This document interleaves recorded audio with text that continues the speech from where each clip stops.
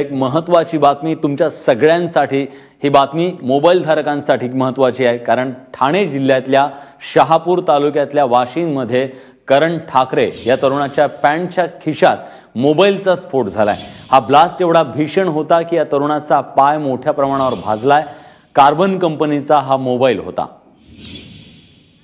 सुहास रेडेकर आपले प्रतिनिधी देतात आपल्या सोबत आहेत। सुहास, नेमकं कशामुळे हे सगळं झालं, काय कळू शकलंय? विलास, ही दुःखद घटना आहे आणि दुसरी गोष्ट अशी, करण ठाकरे नावाचा हा एक मुलगा आहे, साधारण 12 ते 15 वर्षाचा। त्याच्याकडे मोबाईल होता कार्बन कंपनीचा आणि तो मोबाईल आपण नेहमी पण जसा खिशात ठेवतो तसा त्यांनी पॅन्टच्या खिशामध्ये ठेवला होता। आणि हा जो मोबाईल आहे हा कार्बन कंपनीचा असल्यामुळे तो त्यांनी चार्ज करून आपल्या नेहमीप्रमाणे वापरासाठी घेतला होता, परंतु अचानक त्या मोबाईलचा स्फोट झाला आणि त्याच्या डाव्या पायाची मांडी ही त्याच्यामध्ये भाजल्या गेलेली आणि त्यामुळे तो मोठ्या प्रमाणात जखमी झालेला आहे। बर, तेव्हा अत्यंत धक्कादायक अशी ही बातमी आहे। धन्यवाद सुहास, तुम्ही दिलेल्या सगळ्या सविस्तर माहितीबद्दल।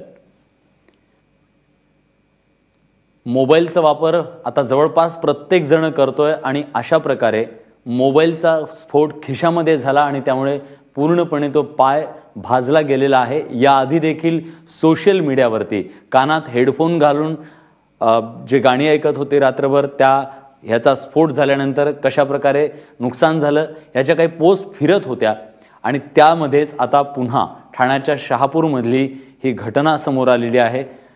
पॅन्टच्या खिशामध्ये मोबाईल ठेवलेला असताना त्याचा स्फोट झाला आणि त्यामुळे पाय पूर्णपणे भाजलेला आहे। अत्यंत धक्कादायक ही बातमी आहे। या आधी देखील मोबाईलच्या स्फोटांच्या संदर्भातले अनेक बातम्या समोर आल्या होत्या। सॅमसंगच्या काही मोबाईलचे स्फोट झाले असे देखील देशभरात बातम्या आल्या होत्या।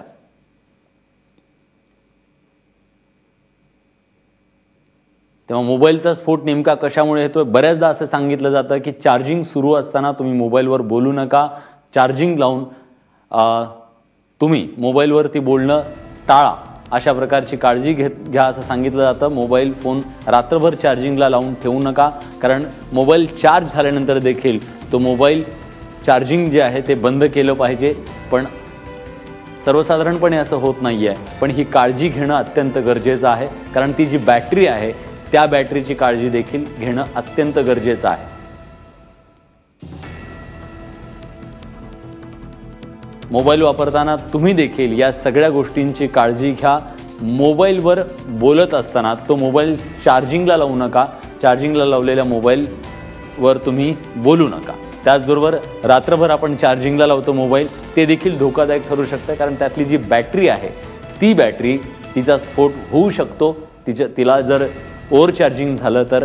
त्यामुळे त्याची देखील खबरदारी घ्या। चार्जिंग पूर्ण झाल्यानंतर मोबाईलचा जे चार्जरचं प्लग आहे ते काढून ठेवा। या सगळ्या गोष्टी अत्यंत महत्त्वाच्या आहेत, कारण आता सर्वसाधारणपणे आपण सगळेजण मोबाईल वापरतोय। मोबाईल तज्ज्ञ नितीन पाटील आता आपल्यासोबत आहेत। नितीनजी, हे नेमकं का झालं असावं? वाशिंदमधली ही घटना समोर आलेली आहे, का स्फोट झाला असावा आणि काय काळजी घेतली पाहिजे? ऍक्च्युअली ना, आपला मोबाईल टेक्नॉलॉजी खूप चेंज झाली एवढ्या दिवसांपासून, पण बॅटरी टेक्नॉलॉजी काही चेंज झाली नाही अजून। बॅटरी टेक्नॉलॉजी अजून आहे तशीच आहे। पहिलं तर आपल्याला हे माहिती करून घेतली पाहिजे की बॅटरी बनती कशी। बॅटरी आहे ना, भरपूर साऱ्या नॅनो ट्यूब्स पासून बनते, ज्याच्यामध्ये निगेटिव्ह आणि पॉझिटिव्ह आयन्स असतात। प्रॉब्लेम कसा आहे की जेव्हा ह्या निगेटिव्ह पॉझिटिव्ह आयन्स एकमेकांना कॉन्टॅक्ट होतात तेव्हा एक चेन रिएक्शन तयार होते आणि कंबशनमुळे एक्सप्लोजन होतं। तर याकरता काळजी घेण्यासारख्या गोष्टी 2-3 आहेत। एक तर पहिली गोष्ट अशी की कधीच रात्रभर फोन चार्ज नाही केला पाहिजे। आपण जेव्हा ओव्हरनाईट चार्जिंग करतो तर चार्जिंगचं जे बाय प्रोडक्ट आहे ते आहे हीट, तर ते हीट जास्त झाल्यामुळे बस्ट होऊ शकतं। दुसरी गोष्ट, कधीही मोबाईल चार्जिंगला ठेवताना तुम्ही लाकडावरती किंवा काचेवरती किंवा टेबलावरतीच ठेवला पाहिजे। पलंगावर ठेवून किंवा उशीवर ठेवून कधीच चार्ज नाही केला पाहिजे, कारण की काय होतं की ती हीट आहे ना पूर्णपणे बाहेर जात नाही आणि ती आतमध्ये राहून ओव्हर झाली की ती एक्सप्लोजन होऊ शकतं। आणि तिसरी गोष्ट अशी की शक्यतो चार्जिंगला लावलेला फोन असताना बोलणं टाळलं पाहिजे, कारण की आपण जेव्हा बोलतो फोनवरती तेव्हा सगळ्यात जास्त फोनचा यूज होतो आणि त्याच्यामुळे जी हीट आहे ती पण बॅटरीला हानिकारक असते। तर या 3-4 गोष्टींची काळजी घेतली तर अशा गोष्टी परत होऊ शकणार नाही।